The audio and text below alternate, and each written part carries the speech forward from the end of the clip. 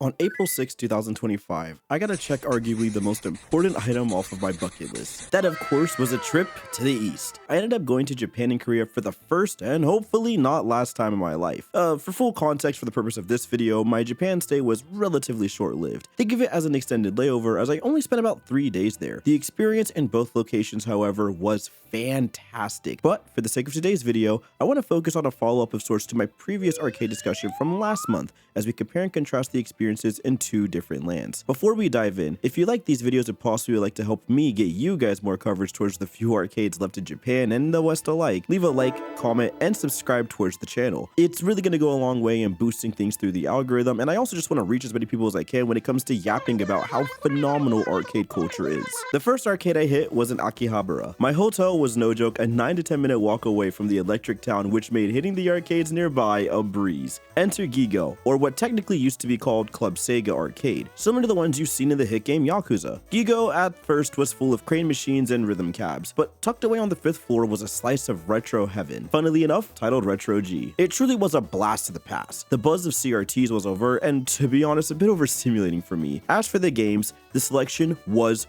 perfect. Tons of classic Namco bangers were found here. Cyber Cycles, Dirt Dash, Gunbaro, aka Point Blank in the States, Rave Racer, and this really strange title called Rapid River. Plus, they had the usual bangers like Time Crisis from Namco, and a sweet hidden gem called Ninja Assault, which I absolutely adored on the PS2. So if you're a Namco fan, you're gonna be very well fed. Of course, there was a slew of Sega classics. They had Virtua On, Sega Rallies, Outrun, I mean, the list goes on and on. Again, it's a former Sega arcade, and it shows. If you're in the area, you gotta check this slice of history out. The most interesting games I got hands-on time with were Rapid River and Rave Racer. Rapid River was this unique co-op experience where you sit in a plastic raft as you rode through rapids, avoiding debris, whirlpools, and other obstacles in an effort to reach the goal as fast as you can.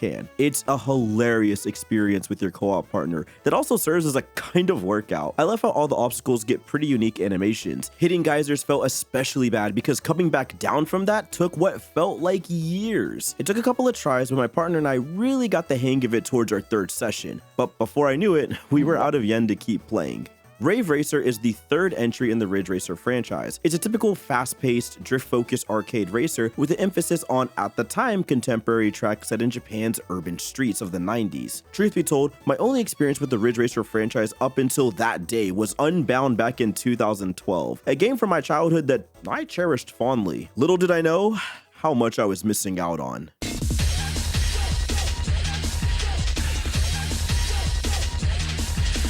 Rave Racer was fantastic. Hard as nails, mainly because I'm bad, but gosh darn was it peak. The aesthetic of the attract screen did its job with its trance techno vibe, and it immediately pulled me in and I did not want to let go. The driving was smooth like butter, and in no time I was drifting around corners and hitting lines like nothing. The atmosphere of the arcade and the experience surrounding the cab made me an instant fan, and I may or may not have something planned for the franchise in the near future because it's kind of becoming a bit of a hyperfixation of mine. Rave Racer was a journey I'm mad I can't take home, as this is one of the few Ridge Racers that never got a home conversion of sorts, but it did leave me inspired to check out the rest of the franchise, so it definitely did its job. Raiko, you beautiful soul, thank you so much for transporting me back to a time when racing was about the vibes and not the microtransaction sell pitches. Retro G was a superb arcade. Linked below will be a walkthrough without any commentary so you guys can get a full scope of how dope the arcade is. And if you're in the area, you're gonna want to check this one out.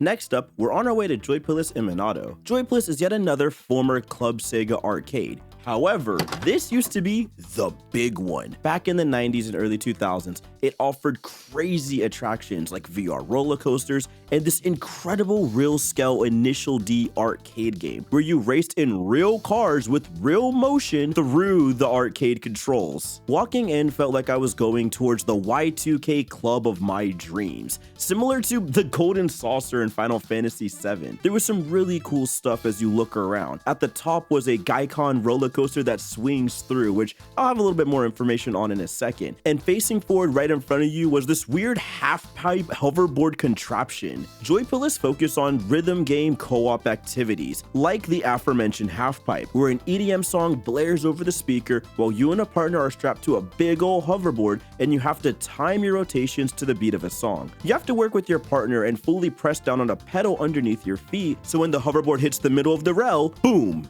you start spinning. This attraction was creative and really fun. In a similar vein, they had a rhythm game roller coaster that spins around overhead as you tour through the building. Enter the Gaikon Live Coaster, which seems to vary the video you played through depending on what promotion is going on when you visit. On the official Joypolis page, they have this weird, totally not ooh la la character who asks you to participate in a rhythm game challenge. However, when we went, it was a group called Hypnosis Mike, which seemed to be this J-rap, J-pop ensemble. The music was banging though, I'm not gonna lie, and the ride, while short, was an absolute blast. You basically strap in, and on the strap was a rhythm game controller with 3 buttons you use to time your hits in sync with the track. This attraction was a blast, and the ending where you jet out upside down and to get a full view of the first floor of the theme park was an exhilarating time, and it's always dope to see people pointing below you as you swoop on by. Lastly, in terms of footage I have, is Storm G, a high-tech future sled race where you slalom downhill against 4 other opponents. Your objective is simple: reach the finish line first, all while you stay in spin sync. This was yet another team-based game where you and a buddy have to steer in sync and time your spins accordingly on tunnels to gain max speed. The ride offers a full 360 degrees of rotation and movement, and it's the closest, aside from the F-Zero motion cab, I'll get to living out my F-Zero fantasy. The vibe of the game and setup was oozing with 2000s future racing charm, which is right up my alley. And Echo Zoo and I somehow came out in first place, and it was so sick racing against everyone as it was literally neck and neck, and we pulled through at the last spin cycle. Easily my favorite attraction of the bunch. There's a couple more attractions scattered throughout. This okay Transformers on-rail shooter that spins you 360 degrees in a spear, a real treadmill version of Sonic and Mario at the Olympic Games, and a large screen of House of the Dead Scarlet Dawn that had a little bit of motion and some flashing lights. On the 3rd floor, there were some other attractions I couldn't quite get to, but mainly consisted of indoor coasters like Wild Jungle Brothers, Wild River Treasure Hunt, and Wild Wing, all based off of Sega's Let's Go Island series. There was an Attack on Titan experience where you get to participate in becoming a scout, a Ace Attorney mystery experience where you walk around and put clues together in real time, and some other spooky stuff that I don't really want to focus on for the video because it scares me. Joypolis was an exhilarating experience and one I would personally love to come back to, especially for the price, as it was only around $36 US per person. And finally, we arrive at a place that means the world to me, Makaido Game Center. Yet another retro-themed arcade, but this one has its roots in an anime and manga that I absolutely adore. You see, the manga High Score Girl is about high school age gamer who struggles a bit with classes but excels in the world of fighting games, his favorite of which is Street Fighter 2. One day, this young rich girl locks in Zangief and decimates him, sending off a chain of events that pits these two in a crash course to discover more about themselves through a game they love. If it's not clear, High School Girl, season 1 at least, is among my all-time favorites in anime, and Makaido Game Center has collabed with the mangaka over the years to produce promotional art for the arcade. So walking through it, I was washed with nostalgia and love towards that retro arcade vibe. The location was fantastic. The 2nd floor was full of bangers. I found an F-Zero AX, that awesome elevator action light gun game. Apparently there's an Initial D remake in Japan too that's featuring Miku cars at the time I went. I found that pretty dope. There was some rhythm games and much more there. However, it's the 3rd floor that spoke to me. Fighting game heaven, guys. I'm talking rows and rows of Astro City bangers. Third Strike, Virtua Fighter, KOF, even Heritage of the Future. I was in paradise, and if I could stay there forever, I would. I got the chance to play Third Strike with a nice fellow during his work break, and he washed me, I'm not gonna lie, he bodied me. But the feeling of communication through the game is something you can never beat. I was practicing fireball parry, he let me confirm Ken's crouching medium kick into super, and we both popped when I finally landed. It was just a really awesome, wholesome experience, and I wouldn't trade the world for it. You know, it's crazy that even though we speak completely different languages and come from completely different walks of life, this 1999 game let us share a glimpse of our personality in a way that truthfully I don't think words could have described, especially with the language barrier. It's reasons like that that I love the fighting game genre so much, and the overall experience I had here was incredible. Hats off to everyone running that arcade, the staff was incredibly kind, and thanks to them again for letting me record there, it was very courteous of them. And that's about it for arcades in Japan. That being said, that wasn't all I did. I also got to check out the Square Enix Cafe in Artina. I ate this slime pancake thing and it felt really bad because it was so gosh darn cute. Sadly, I couldn't capture as much of Japan and its arcade scene as I would have liked. I mean, time was short and I was also just kind of focused on enjoying the trip and playing games rather than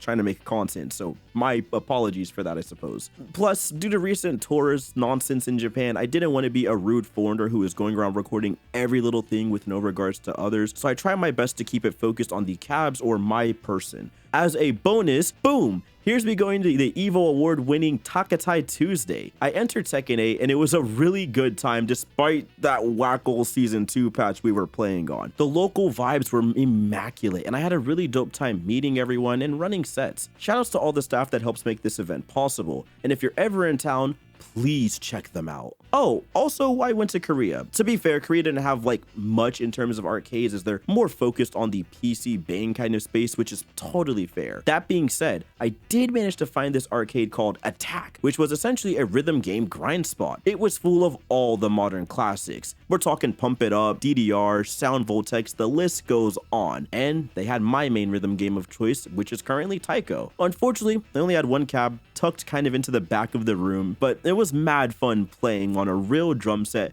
and not the usual Hori sticks I have at home. The Korea trip overall was fun, got a lot of good food in. Unfortunately, I was sick like towards the end of the Japan trip and at the beginning of the Korea trip, so that definitely like cut down on time a bit. But the TLDR was, the trip was a success, and I would love to head back sometime in the near future, mainly to Japan, to continue my quest to cover all the quirky arcades I can. On a personal level, it was really genuinely dope to finally step foot in a region where the art completely shaped me creatively. Seeing how much of their game history was preserved via secondhand stores and arcades with CRTs that aren't pink or faded was pretty darn impressive, and I even feel rejuvenated creatively thanks to this vacation. With that being said, thank you all so much for watching this video. I got some more videos coming down the pipeline, including some Switch 2 coverage very soon, so subscribe and do all that fun stuff so you don't miss a beat. Take care of yourselves, and I'll see you all next time. Peace.